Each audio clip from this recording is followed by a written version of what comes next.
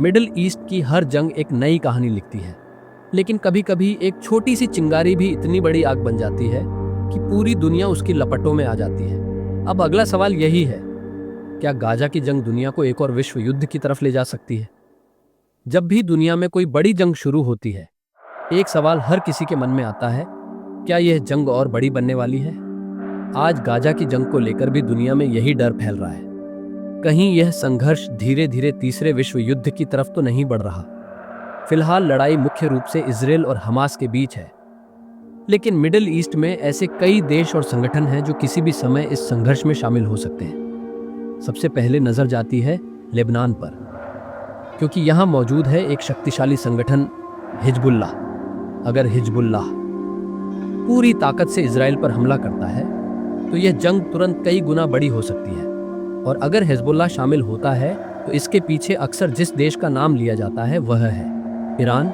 Iran और Israel के रिश्ते कई सालों से बेहद तनावपूर्ण रहे हैं। अगर दोनों देशों के बीच सीधी लड़ाई शुरू हो गई तो मिडिल ईस्ट का नक्शा ही बदल सकता है। लेकिन जैसे ही इजराइल और ईरान के बीच सीधी जंग की संभावना बढ़ती है, वैसे ही एक और ताकत मैदान में उतर सकती है, और वह है यूनाइटेड स्टेट्स अमेरिका।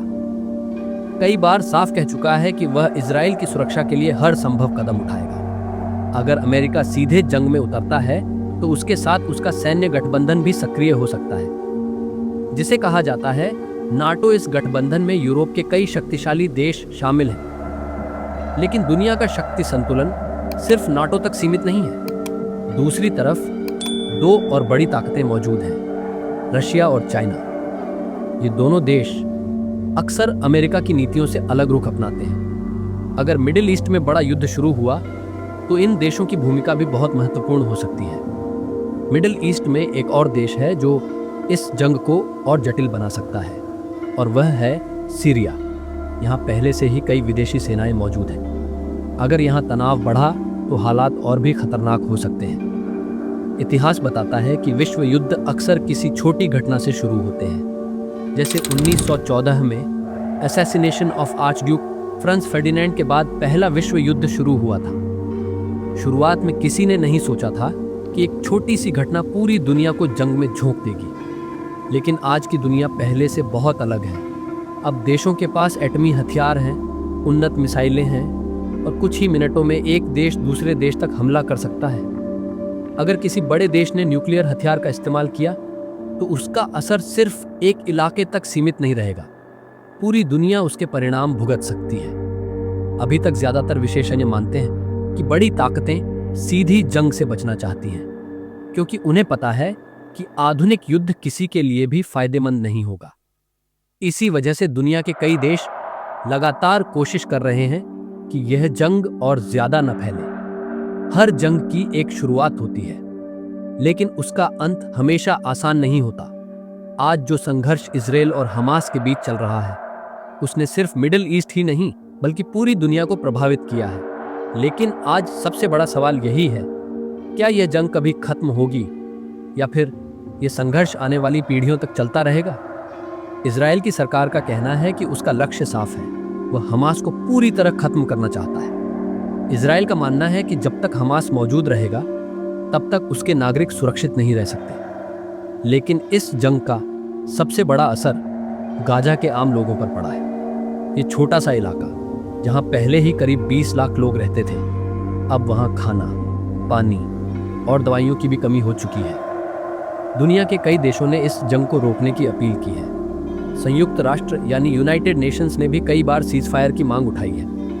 कई विशेषज्ञ मानते हैं कि इस संघर्ष का स्थायी समाधान सिर्फ एक ही हो सकता है, जिसे कहा जाता है 2 स्टेट सॉल्यूशन। इसका मतलब है 2 अलग देश, एक इजराइल और दूसरा पैलेस्टाइन। समस्या यह है कि इस समाधान पर दोनों पक्ष पूरी तरह सहमत नहीं है। जेरूसलम का मुद्दा, सीमाओं का सवाल और सुरक्षा की चिंता, इन सब बातों ने इस समस्या को और जटिल बना दिया है। मिडिल ईस्ट की राजनीति हमेशा से जटिल रही है। यहाँ धर्म, राजनीति, इतिहास और संसाधन सब एक साथ जुड़े हुए हैं। इसी वजह से यह क्षेत्र दुनिया की सबसे संवेदनशील जगहों में से एक माना जाता है। लेकिन हर जंग में सबसे बड़ी कीमत आम लोग ही चुकाते हैं। बच्चे, परिवार, और वो लोग जिनका इस राजनीति से कोई लेना देना नहीं होता। इतिहास हमें यही सिखाता है कि जंग चाहे कितनी भी बड़ी क्यों ना हो, आखिरकार एक दिन उसे बातचीत की मेज पर ही खत्म होना पड़ता है।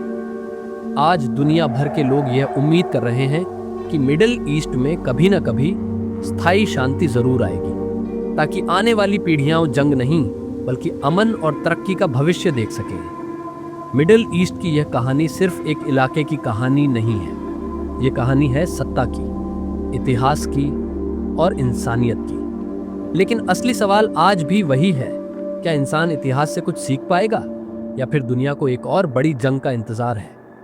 अगर आपको यह वीडियो जानकारी से भरपूर लगी तो वीडियो को लाइक जरूर करें, अपने दोस्तों के साथ शेयर करें ताकि सही जानकारी ज्यादा लोगों तक पहुंच सके, और नीचे कमेंट करके जरूर बताइए आपके हिसाब से इस संघर्ष का समाधान क्या होना चाहिए। ऐसी ही डीप और इंटरेस्टिंग हिस्ट्री और करंट अफेयर्स वीडियोस के लिए हमारे चैनल स्मार्ट एक्स डायरी को सब्सक्राइब करना बिल्कुल मत भूलिए। हम जल्द मिलेंगे एक और नई और सच्ची कहानी के साथ। जय हिंद।